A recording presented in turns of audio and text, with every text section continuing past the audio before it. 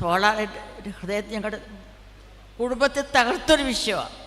ആരെങ്കിലും ആശ്വസിപ്പിക്കാൻ നോക്കിക്കൊണ്ടിരുന്നു, ആരും വന്നില്ല. താനും UN അവാർഡ് വാങ്ങിച്ച് ബഹറിൽ ഏറ്റവും സന്തോഷിക്കുന്ന നിമിഷങ്ങൾ ഞെട്ടിപ്പോയി.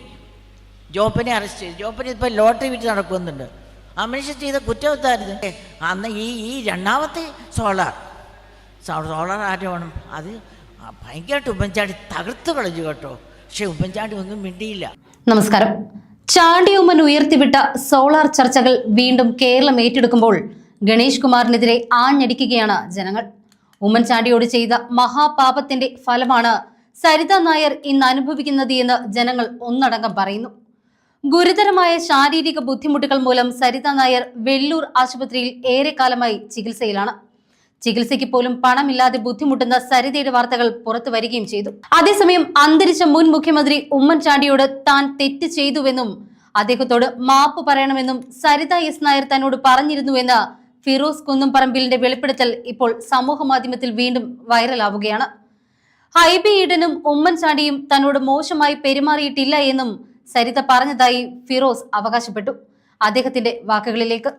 ഇവിടെ ഇരിക്കുന്ന ആർക്കും എൻ്റെ മകൻ്റെ ഒഴിച്ച ആർക്കും ആ വികാരം കാണത്തില്ല. സോളാറായിട്ട് ഹൃദയത്തിൽ ഞങ്ങളുടെ കുടുംബത്തെ തകർത്തൊരു വിഷയമാണ്. ഒരു അക്ഷരം പോലും മിണ്ടിയിട്ടില്ല. നിന്ന് എൻ്റെ ഹൃദയത്തെ തകർത്തു. ഞാൻ ഏറ്റവും വിഷാദിച്ചിരിക്കുന്നു. വല്ലവനും സഹതാപം തോന്നുന്നു നോക്കിക്കൊണ്ട് ആരെയും കണ്ടില്ല.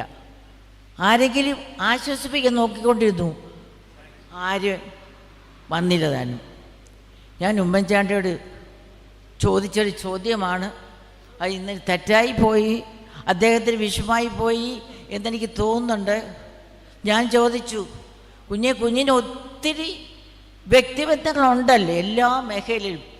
ആരും കുഞ്ഞിനെ ഒന്ന് സപ്പോർട്ട് ചെയ്യാൻ വന്നില്ലല്ലോ.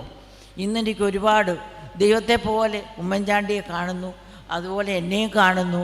ഒരുപാട് പേര് മുത്തം തരുന്നു, സ്നേഹിക്കുന്നു. അത് വലിയ ആ പ്രാവും എനിക്ക് ഒത്തിരി ഊർജ്ജം തരുന്നു. പക്ഷേ ഞങ്ങൾ അനുഭവിച്ചൊരനുഭവിപ്പിൽ ഞാൻ പറഞ്ഞു, നിന്ന് എൻ്റെ ഹൃദയത്തെ തകർത്തു. ഞാൻ ഏറ്റവും വിഷാദിച്ചിരിക്കുന്നു. ആരെങ്കിലും സഹതാപം തോന്നുമെന്ന് ആർക്കും തോന്നിയില്ല. ആരെങ്കിലും ആശ്വസിപ്പിക്കുമെന്ന് വിചാരിച്ചു, ആരും ആശ്വസിപ്പിച്ചില്ല. ഞാനും കുടുംബം അനുഭവിച്ച പേര് ചാണ്ടി ഡൽഹിയിൽ നിന്ന് ഒരുപാട് പേര്. രണ്ടാം സോളാർ വിദ്തു അതിലതും അധികം വിഷമുണ്ടാക്കിയത്. സോളാറിനെക്കുറിച്ച് കൂടുതലത് ഞാൻ പറയുന്നില്ല. ഒന്നിൻ്റെ അതിനകത്ത് നല്ല ഗുണങ്ങൾ ഞാൻ പറയാം. ഉമ്മൻചാണ്ടിയുടെ ബാത്റൂമിൻ്റെ വാതിക്കൽ ഞങ്ങളുടെ ചെറുപ്പകാലത്ത് പുതുപ്പള്ളിയിൽ ആൾക്കാർ പെണ്ണുങ്ങൾ വന്നിരിക്കുന്നു. അന്ന് മാത്രം ഉമ്മൻചാണ്ടി ഇരിച്ചേറ്റായിട്ട് ഞാൻ കണ്ടു. ഉമ്മൻചാണ്ടി ഒരു പെണ്ണുമായിട്ട് എന്തെങ്കിലും ഒരു ബന്ധമുണ്ടെന്ന് പറഞ്ഞേക്കാൾ ഭേദം ഞാനൊരു അപരിചിത സഞ്ചാരം നടത്തിയത് പറയുന്നത് തന്നെയാണ്. എനിക്ക് കണ്ണുകളിലേക്ക് നോക്കുമ്പോൾ എനിക്ക് നിൽക്കാൻ പറ്റിയിട്ടില്ല. എങ്ങനെ ഇദ്ദേഹം സഹിച്ചു? അത് സഹിക്കാൻ പറ്റുന്ന ഒരു കാര്യമല്ല. രണ്ടാമത്തെ ഞാൻ ഒരുപാടൊന്നും പറയുന്നില്ല. രണ്ടാമത്തെ സോളാർ ഞങ്ങൾ UN അവാർഡ് വാങ്ങിച്ചു. അതാണ് ഫസ്റ്റിനെക്കാട്ടി രണ്ടാം ലോകമഹായുദ്ധം വലിയ സോളാർ. UN അവാർഡ് വാങ്ങിച്ച് ബഹറിൽ ഏറ്റവും സന്തോഷിക്കുന്ന നിമിഷങ്ങൾ ഞെട്ടിപ്പോയി. ജോപ്പനെ അറസ്റ്റ് ചെയ്തു. ജോപ്പന് ഇപ്പോൾ ലോട്ടറി വിറ്റ് നടക്കുന്നുണ്ട്. ആ മനുഷ്യൻ ചെയ്ത കുറ്റവത്തായിരുന്നു. ഇപ്പോഴും വിദ്യാർത്ഥിയാണ്. അത് ഞാൻ ഉമ്മൻചാണ്ടി ഒരുപാട് തകർത്തു. ഒരു നിമിഷം ഇങ്ങനെ ഉമ്മൻചാണ്ടി അജഞ്ചനായ ഉമ്മൻചാണ്ടി, ശാന്തനായ ഉമ്മൻചാണ്ടി ഒരു അജഞ്ചനാടിക്ക് ഞങ്ങൾ പരസ്പരം ഇങ്ങനെ നോക്കി നിന്നു. UN അവാർഡ് വാങ്ങിച്ചു വന്നു. അതിന് മാത്രം ഒരു ആരും അതാണ് അദ്ദേഹത്തിന് കിട്ടിയ പ്രതിഫലം. ഇവിടെ നിന്ന് വികസന പ്രവർത്തനത്തെക്കുറിച്ചോ ഉമ്മൻചാണ്ടി മനുഷ്യസ്നേഹത്തെക്കുറിച്ചോ ഒന്നും ഞാൻ പറഞ്ഞാൽ ഞാൻ അനുഭവത്തെക്കുറിച്ച് സത്യം എൻ്റെ മനസ്സാക്ഷി ഞാൻ പറയാണ്. അന്ന് ഈ രണ്ടാമത്തെ സോളാർ ആരോപണം അത് ഭയങ്കരമായിട്ട് ഉമ്മൻചാണ്ടി തകർത്ത് കളഞ്ഞു കേട്ടോ. പക്ഷെ ഉമ്മൻചാണ്ടി ഒന്നും മിണ്ടിയില്ല. വേണമെങ്കിൽ അദ്ദേഹത്തെ പറയാമായിരുന്നു. ഈ കേസ് സസ്പെൻഡ് ചെയ്യാം. ഏതെങ്കിലും ഒരു മുഖ്യമന്ത്രിക്ക് മുഖ്യമന്ത്രി അറിയാതെ സ്റ്റാഫിനെ അറസ്റ്റ് ചെയ്യുമോ? നിങ്ങൾ പറ. മാധ്യമക്കാരോടൊന്നും എനിക്ക് ഭയങ്കര ബഹുമാനമാണ്. എനിക്ക് തോന്നുന്നു അവർ ആണ് ഏറ്റവും നല്ലതായിട്ട് ഇപ്പോൾ തിരിച്ച് ഞങ്ങളെ സപ്പോർട്ട് ചെയ്ത് ഏറ്റവും അധികം പബ്ലിക്കും സപ്പോർട്ട് ചെയ്ത്. അന്ന് പക്ഷേ അനുഭവിച്ചത് ഉമ്മൻചാണ്ടി അനുഭവിച്ചു. സത്യം നിങ്ങളെ സ്വതന്ത്രമാക്കുമെന്നല്ല പറഞ്ഞത്. സത്യം എന്തെങ്കിലും പുറത്തു വരുമെന്ന് പറഞ്ഞത് അത് സത്യം തന്നെയാണ്. ഇപ്പോൾ ജനം പ്രൂവ് ചെയ്തിരിക്കുന്നു. ദൈവം അതിന് തിരിച്ചടി കൊടുത്തിരിക്കുന്നു. അതിനോട് ഞാൻ പറയും, കൂടുതലായിട്ടൊന്നും എനിക്ക് പറയാൻ മേല. എനിക്ക് ഞാൻ ഒട്ടും പ്രതീക്ഷിച്ചില്ല. ഞാൻ സോളാർ വിഷയം ജോണിൻ്റെ പുസ്തകം എന്ന് പറയുമ്പോൾ ഞാൻ വിചാരിച്ചു ഒരു പുസ്തകം എന്ന് വിചാരിച്ചെന്നല്ല ഞാൻ വിചാരിച്ചുള്ളൂ. പക്ഷേ ഈ ഒരു വിഷയമുണ്ടല്ലോ, ഞങ്ങളുടെ സോളാർ ഞങ്ങളുടെ അഗ്നികൂട്ടത്തിൽ അഗ്നിപർവ്വതമായിട്ട് ഒരു കുടുംബത്തെ പോയി തകർത്ത. പക്ഷേ അത് സത്യമല്ലേ? അന്ന് ആരെങ്കിലും വന്നായിരുന്നു ഉമ്മൻചാണ്ടിക്ക്. പക്ഷെ അന്ന് ഞങ്ങൾ കുടുംബം വന്നിച്ചു. യേശു ക്രിസ്തു, ഞാൻ വിശ്വസിക്കുന്ന ദൈവം, ഭയപ്പെടേണ്ട, ഞാൻ നിന്നോട് കൂടെ ഉണ്ട്, പ്രഭിച്ച് നോക്കണ്ട, ഞാൻ നിന്നെ ദൈവമാവുന്നു, ഞാൻ നിന്നെ ശക്തീകരിക്കും, ഞാൻ നിന്നെ സഹായിക്കും. ഇവിടെ CSL അച്ഛന്മാരൊക്കെ ഇരിപ്പുണ്ട്. ഇവിടെ 100 പള്ളികളൊക്കെ ഞാൻ വർഷങ്ങൾ പോയിട്ടുണ്ട്. എനിക്ക് പറയാതിരിക്കുമ്പോൾ എനിക്ക് ദുഃഖം കൊണ്ട് ഞാൻ പറഞ്ഞതാണ്. എൻ്റെ ഹൃദയത്തിൽ നിന്ന് പൊട്ടി വന്ന വികാരം ഞാൻ പറഞ്ഞതാണ്. എൻ്റെ ദൈവം എന്തായാലും സത്യം എന്ന് നിലനിൽക്കും. ഒരു ആ ഉമ്മൻചാണ്ടിയുടെ വ്യക്തി ഇപ്പം ഞാൻ വെച്ച് എന്തുകൊണ്ട് അദ്ദേഹം രാജിവെച്ചില്ല, പെട്ടെന്ന് രാജിവെക്കുന്ന ആളാണ്. അപ്പം എനിക്ക് മനസ്സിലായി, ഉമ്മൻചാണ്ടി എന്ന് രാജിവെച്ചാൽ ഒരു സ്ത്രീയുടെ ആരോപണത്തിന് പുറത്ത് ഉമ്മൻചാണ്ടി രാജിവെച്ചെന്ന് പറഞ്ഞു ഇല്ലേ? പറയത്തില്ലേ? അങ്ങനെ പറയും. പക്ഷെ അതുകൊണ്ടാണ് അദ്ദേഹം രാജിവെക്കാൻ.